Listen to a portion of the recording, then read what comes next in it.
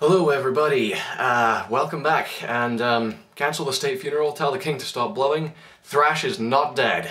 If you got that reference, it means you know your classic British sitcoms, and I applaud you, sir or madam.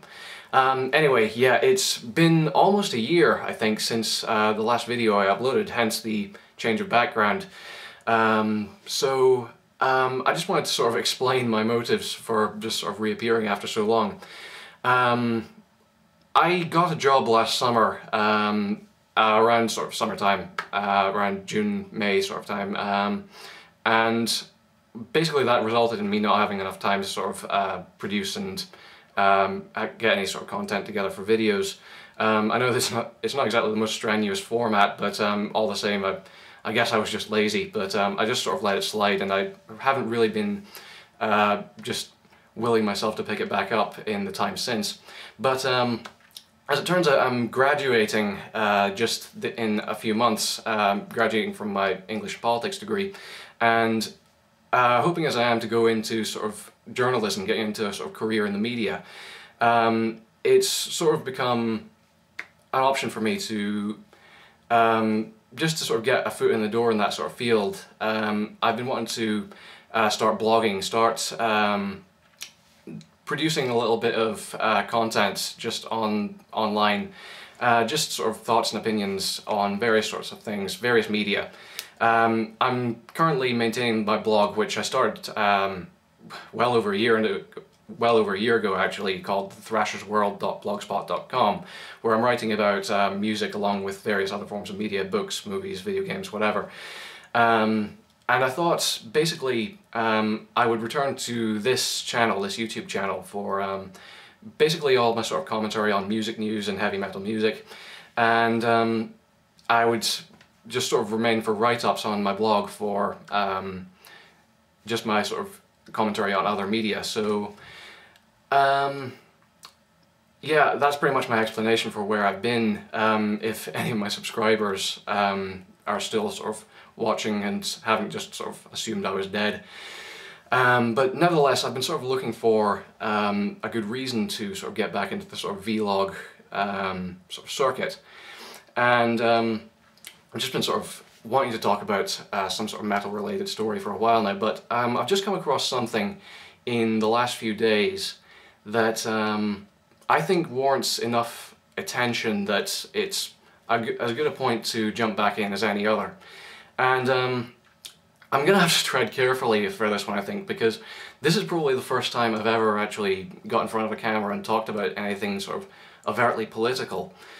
But a band I've just become aware of in the last few days, one that seems to have gained a certain degree of exposure over the last 2 weeks, is the band Seeds of Iblis. And they just got an interview done on, I think it's Heathen Reel is the name of the website, a couple of weeks ago.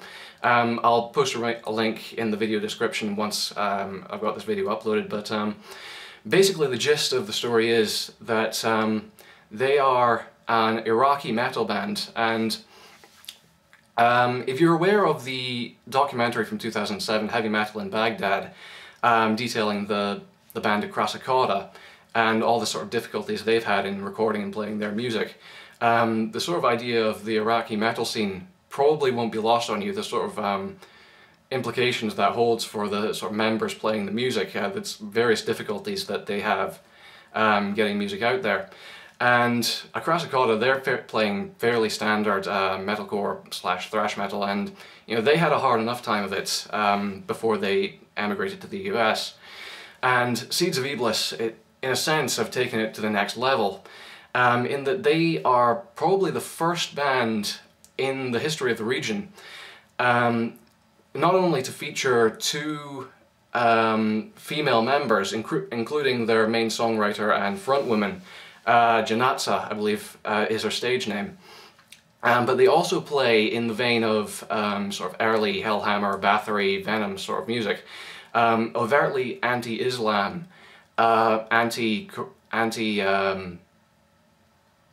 Islamic lyrical subject.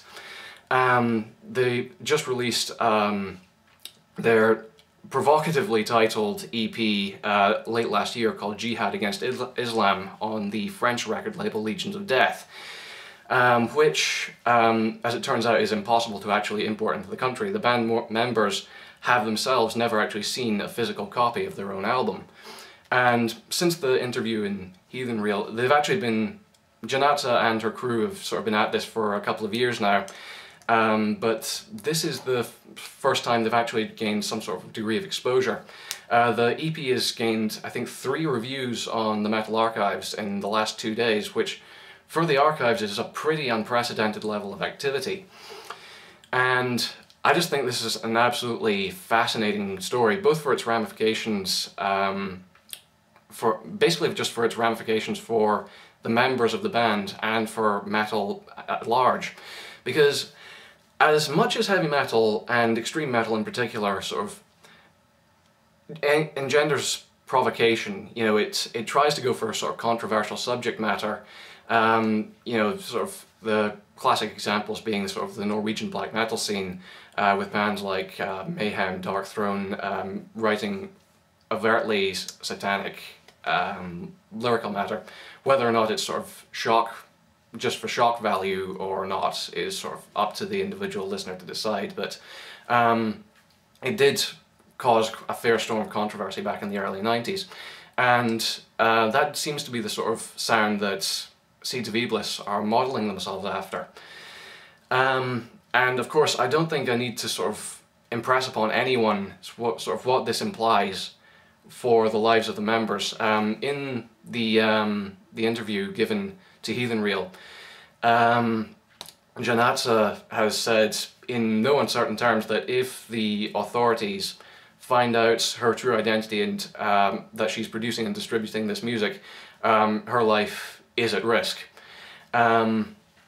It goes back, she mentions that her parents' lives were lost in the war in 2008, and that there's still, even in the wake of the sort of fall of Saddam Hussein's regime, there's still sort of institutionalized repression of any sort of overtly anti-Islamic lyrical content in any kind of music. And I just think, you know, I don't want to sort of come across like I'm just saying they're writing lyrics like with song titles like Sex with the Prophet Muhammad's Corpse, or Inverted Hilal, Burning Quran Ritual, and stuff like that.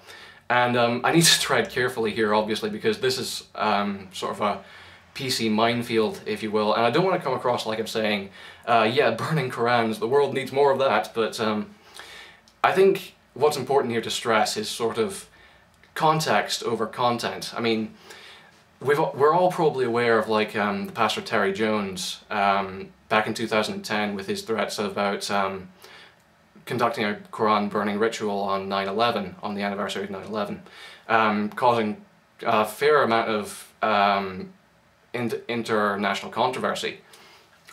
And, you know, I was completely on board with the people who said he needed to stop. You know, this is essentially a matter of hate speech, almost. And you do have to be sort of wary of where the boundaries between freedom of expression, you know, and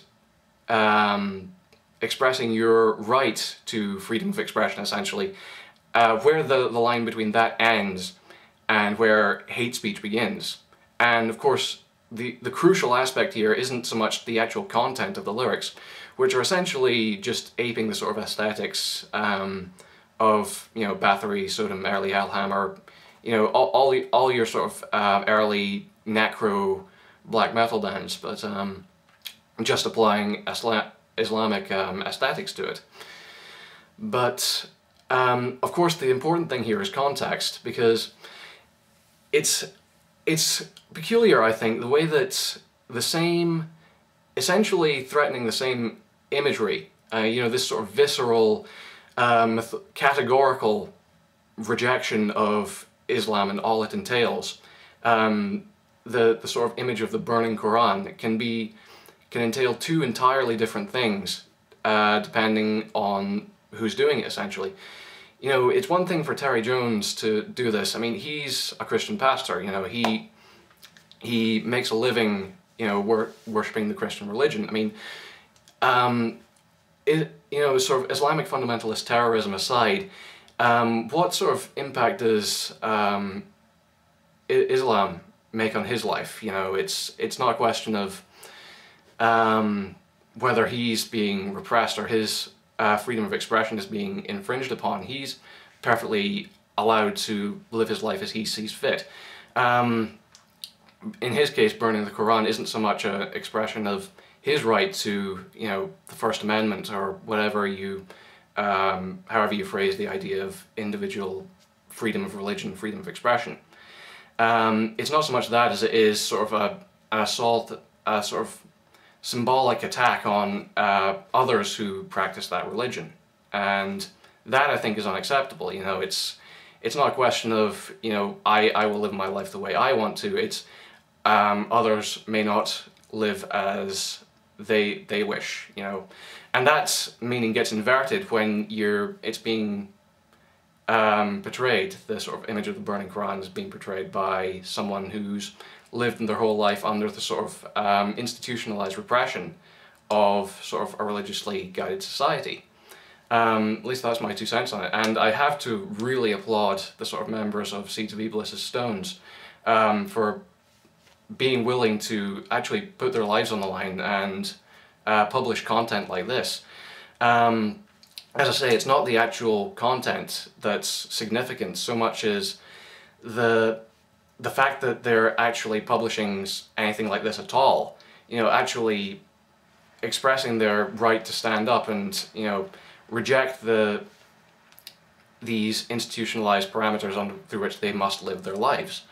And quite apart from that, I just think it's a fantastic story, just simply on the basis of the logistics of it. Because black metal of all kinds, but black metal in particular, sets a great deal of store in authenticity. You know, it sets a great deal of store that these aren't just shock tactics. These aren't just, you know, this isn't just posing to the cameras to sort of increase sales figures. We actually mean this sort of ideological religious fervor. You know, this is an actual rejection of sort of social mores and values, and there is absolutely no band out there that can have the same sort of claim to authenticity as much as Seeds of Iblis. This is black metal that is real on a level that it's never been before. I mean, it's one thing to sort of reject the sort of historical heritage of Christianity in a country like Norway or Sweden. You know, it doesn't make that much of an impact on your everyday life, whatever artists like Vard Vikernes might claim, but in Iraq, of course, that's an entirely different story. Sort of religious institutionalism is an everyday reality, and it's something that people have to live under the yoke of from day to day. And just having the balls, basically, to sort of stand up and say, no, my right to speak is inalienable. You know, it's not a privilege given to me by the government. It's not a privilege given to me by the state. I can say whatever I like about Islam. It doesn't have to prescribe what I do with my life. That is extraordinary. That is sort of a political application of heavy metal to everyday life that has never really been seen before on this level. This is pretty extraordinary, and I think, you know, the rest of the metal community needs to sort of stand up and take notice of this. Take notice of the sort of bravery of these people to come out and publish something like this, because this is pretty extraordinary stuff, and I urge you to check out the music. Quite apart from anything else, it's pretty good. Divorced from the sort of whole political context and the sociological context, yeah, I'm not generally the biggest fan of sort of lo-fi, true necro black metal, but as far as the genre goes, Seeds of Iblis actually do it for me pretty well. So yeah, I'd advise you to sort of check out their EP online. I would have bought a copy from Legions of Death Records, but unfortunately it's only available on 7-inch vinyl. I don't have a vinyl player, so that sort of stumps me at the first hurdle, unfortunately. But anyway, that was basically the story I wanted to talk about, just for my first sort of video back. So I hope I haven't been abandoned universally. I do intend to have more content up over the course of the next few days, weeks, months, whatever. So yeah, watch this space and check out Seeds of Iblis. I will hopefully see you next time, and I'll post a link to my blog in the description. Generally my stuff isn't nearly as sort of politically motivated as this has been. I'm generally sort of a fairly non-threatening commentator on nerd culture and what have you, but sometimes it does pay to sort of speak up, I think. So anyway, till next time, I'm Thrash Till Death, and see you later.